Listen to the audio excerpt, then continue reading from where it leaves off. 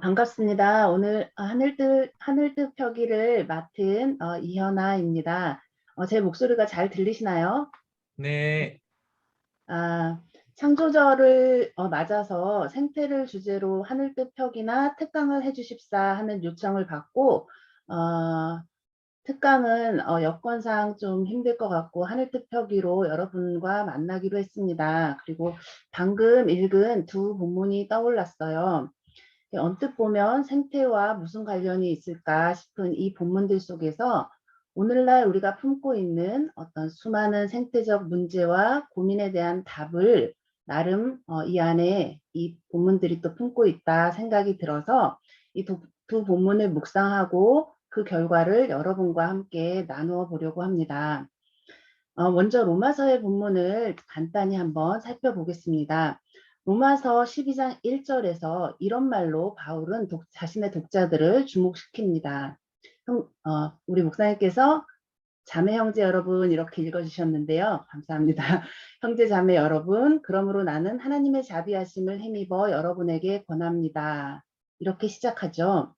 문맥상 이 구절에서 하나님의 자비하심이란 12장 이후에 앞으로 이제 바울이 로마에 있던 이방 출신의 그리스도인들에게 할 모든 권면과 경고의 근거, 그것이 바로 하나님의 자비입니다. 이런 뜻입니다.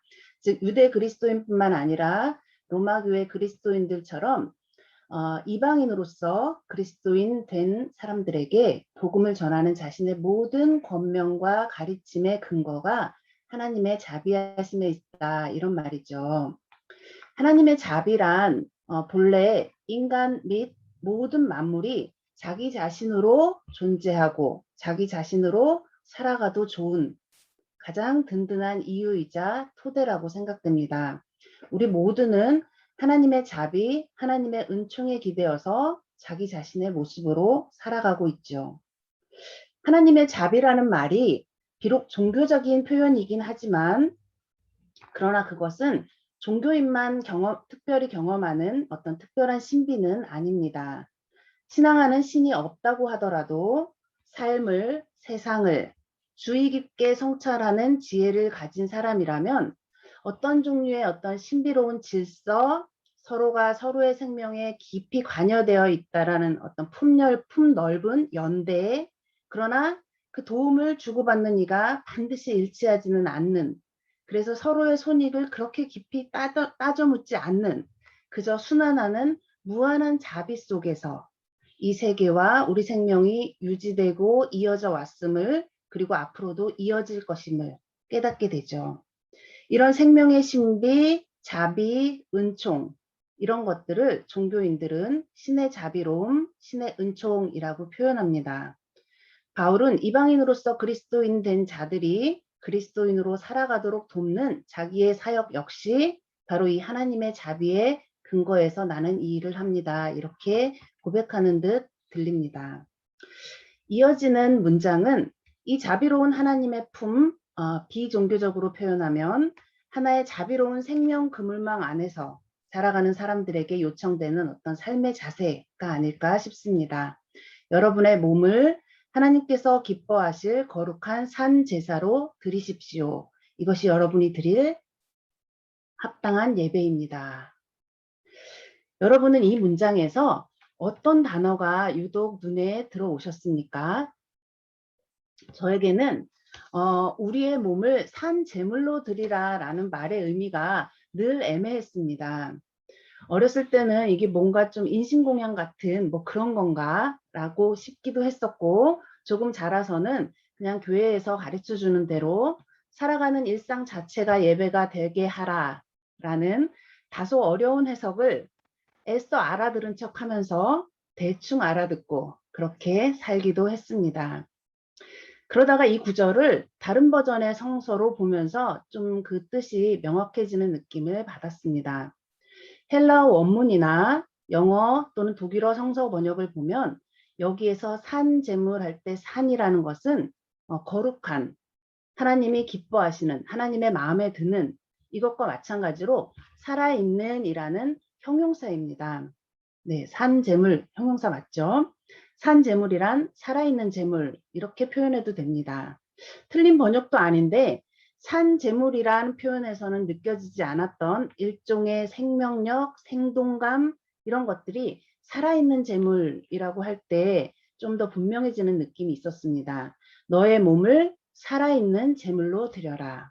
이것이 우리가 드릴 합당한 예배다. 이렇게 말씀하시는 거죠.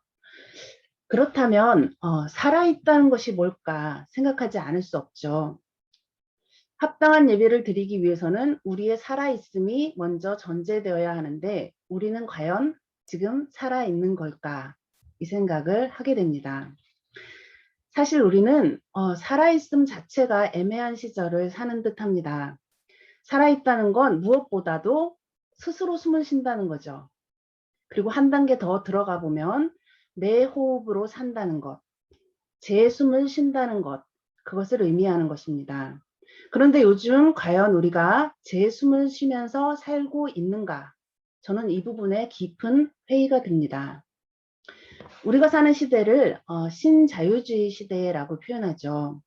자본의 축적과 성장이라는 어떤 절대적인 기치 아래, 가치 아래 세계가 재편되고 이제 무엇도 자본이 가는 길을 막을 수 없는 시대, 이것이 신자유주의 시대의 특징입니다. 아무도 대놓고 말하려 하진 않지만 인간과 자연은 이 체제 아래서 자본의 증식에 복무하는 존재가 되어버린 지 오래입니다. 능력, 업적, 성과, 성취 이런 것들을 통해서 사람들은 자신이 이 체제 안에서 얼마나 가치 있는 존재인가를 늘 증명하면서 살아야 합니다. 자본이 요구하는 질서에 멋스럽게 잘 순응하면서 적응하면서 살아가는 사람만이 성공적인 삶을 구현할 수 있다고 믿는 이런 시대 속에서 우리 중 얼마나 되는 사람들이 과연 자기 호흡으로 제 숨을 쉬면서 살까? 이런 생각을 하지 않을 수 없었습니다. 혹시 누군가가 나는 내 숨으로 살겠어, 내 호흡으로 살겠어 하고 체제 밖으로 뛰어나간다 하더라도 멋있다고 박수는 쳐줄 수 있지만 나도 그렇게 살아봐야지 하고 결심하고 실행할 수 있는 사람이 얼마나 될까 이런 생각이 듭니다. 그런데 이런 살아있음에 대한 회의적인 생각은 사람에게만 해당되는 건 아닌 것 같습니다. 지구 위의 다른 생명들은 과연 자기의 호흡으로 살고 있는 걸까 생각해 봅니다. 최재천이라는 생물학자에 의하면 최근 1만 년 만에 지구 위 생태계의 99%를 인간이 점령했다고 합니다. 지구 생태계에 끼치는 인간의 영향력이 99%라는 거죠. 한 25만 년 전에 사람이 출현했다면 4만 년 동안은 한 1% 정도의 불과했었던 존재가 만 년 동안에 99%를 장악해버린 거죠. 바야흐로 인류세라고 할 수 있습니다.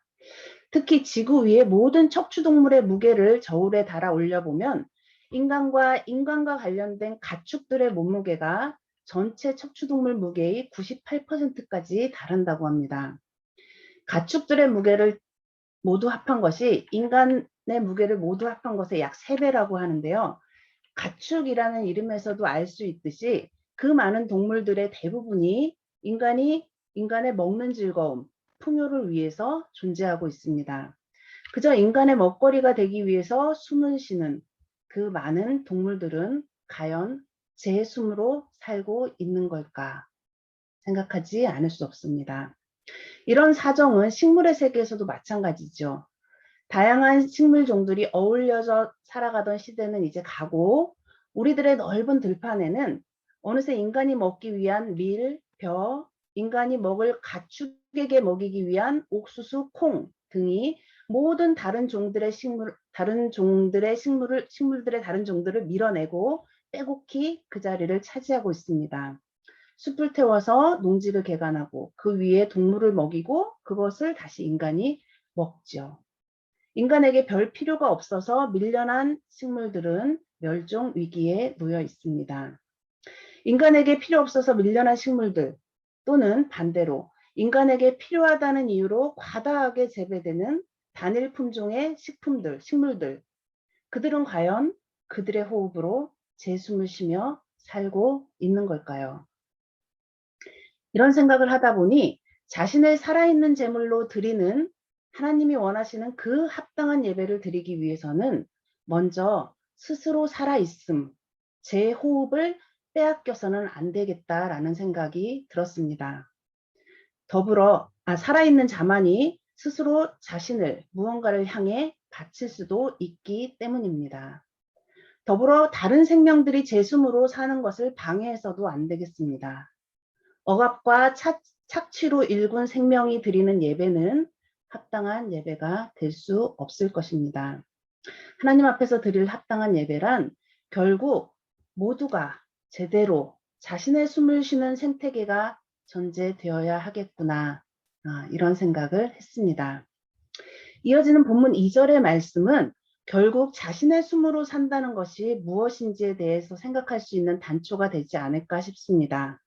이 시대의 풍조를 본받지 말고 마음을 새롭게 하고 변화를 받아서 하나님의 뜻을 분별하라.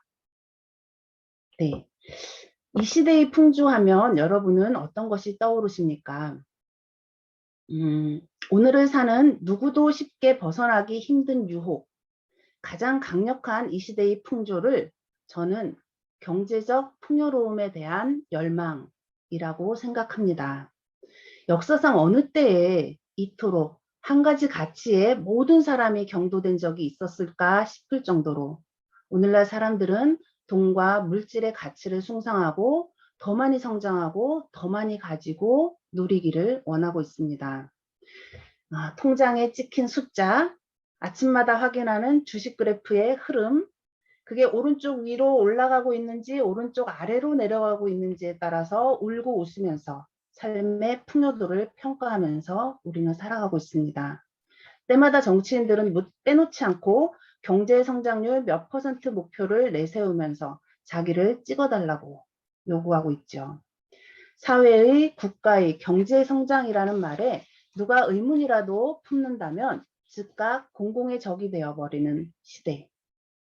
그러나 우리가 과연 성장이 부족해서 가난한 이들, 사회적 약자들, 그리고 대다수의 많은 평범한 사람들이 삶에 만족하지 못하고 풍요를 누리지 못하고 심지어 생존의 위협을 받으면서 살아가는 걸까? 여기서 잠깐 오늘날 가장 심각한 생태계 위협의 하나인 기후위기에 대한 이야기를 해야 할 것 같습니다. 기후위기의 문제는 이미 환경 문제를 떠나 국제사회의 사회, 정치, 경제 이런 변화들을 주도하는 가장 중요한 키워드가 되어 있습니다. 지난 산업혁명 이후에 대략 150년 동안 인간이 화석연료를 막 사용해서 만들어낸 문명의 대기 중에 이렇게 이산화탄소를 뿜어내서 이산화탄소의 농도를 높여서 지구 기온의 상승을 초래했습니다.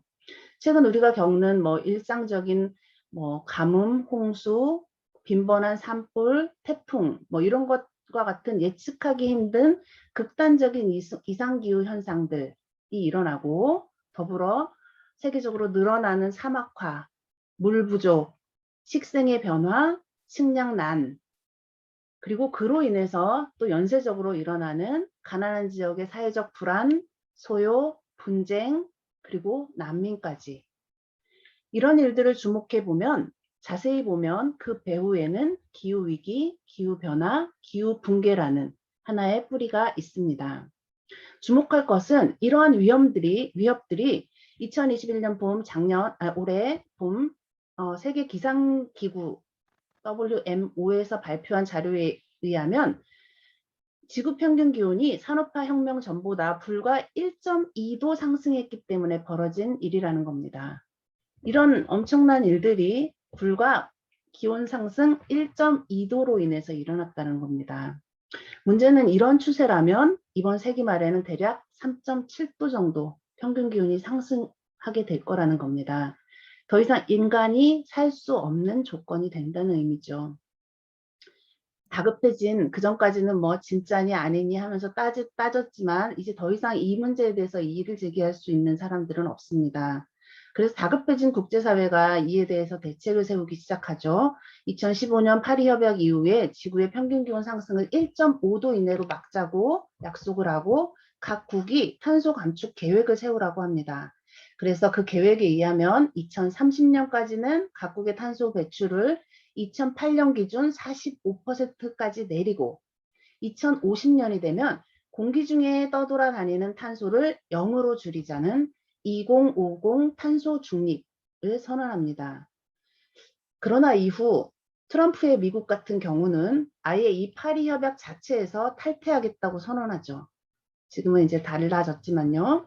우리나라 같은 경우도 2018년에 국제사회의 이 협약에 따라서 대응책을 세우는데 그 대응책을 제출했더니 어림도 없는 60개국 중에서 58위를 했습니다. 그래서 그 이후 대한민국 기후 악당 국가 이런 오명을 쓰게 되었죠. 그렇다면 트럼프 당시 미국이나 우리나라를 비롯한 많은 나라들이 기후위기 대응에 이토록 소극적이었던 이유가 뭘까? 닥친 위기를 감지하지 못해서 아니면 전문가들의 미래 예측 연구가 설득력이 없어서 아닙니다. 짐작하시겠지만 경제 성장 때문이죠. 당장 탄소 감축을 위해서 석탄 화력 발전소 운영을 중단해야 한다고 말하면 그러면 경제는 성장은 이렇게 하면서 발목을 잡고 있었던 것입니다. 이러한 미련, 경제 성장에 대한 미련을 강하게 보여준 것이 지난 9월 2일 국회에서 통과된 탄소중립 녹색성장 기본법입니다. 탄소중립 녹색성장 기본법이라는 것은 따뜻한 아이스 아메리카노와 마찬가지로 말이 되지 않는 그런 이야기입니다. 탄소 중립과 성장은 나란히 같이 갈 수 없는 단어라는 것을 모두가 알고 있습니다. 그런데 이것을 강제로 이어붙여서 경제 성장에 대한 강한 미련을 그대로 드러내고 있죠. 탄소 중립이란 사실 유례 없는 거대한 변화가 요구되는 일입니다. 단순히 에너지를 좀 아껴 쓰고 뭐 일회용품 안 쓰고 플라스틱 안 쓰고 이런 것으로 해결되지 않는 일이죠.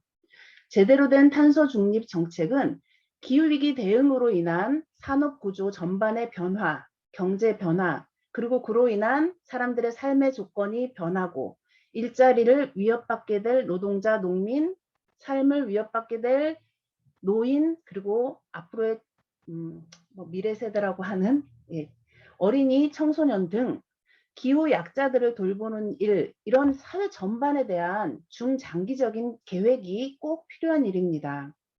말하자면 석탄 발전소를 닫아야 한다면 거기에서 일하는 노동자들의 일자리 전환은 어떻게 해야 할 것인가? 그 일대의 지역 경제는 어떤 방식으로 새롭게 구상해야 하는가? 이런 구체적인 방안들이 들어가야 하는 거죠.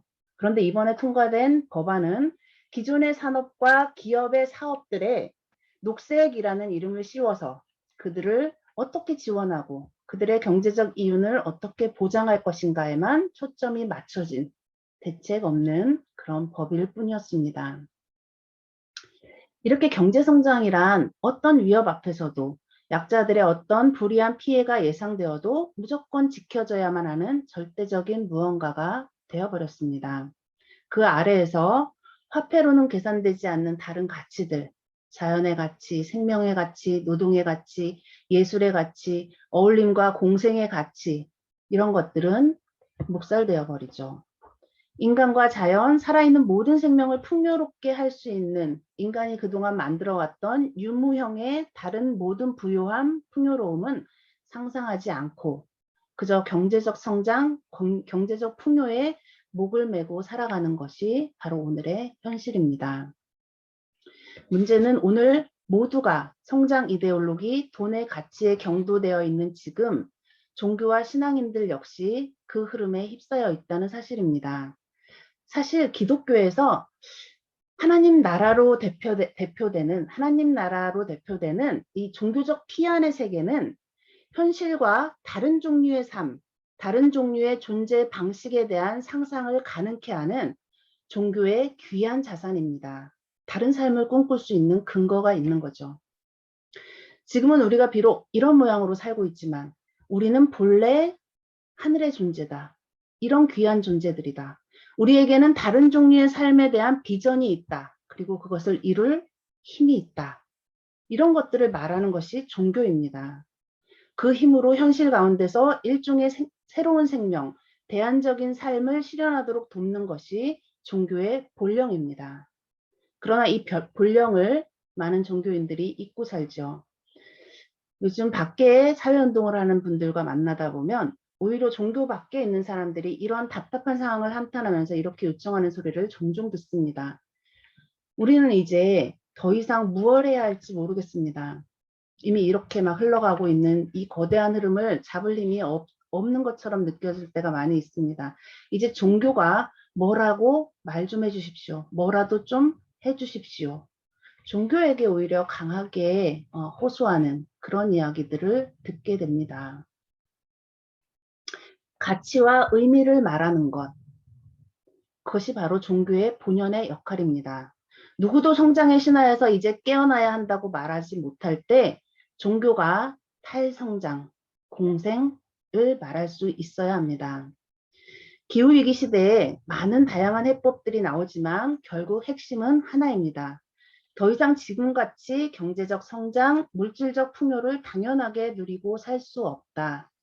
너무 풍성하게 누리던 사람들은 이제 자신들의 삶을 축소시켜야 한다.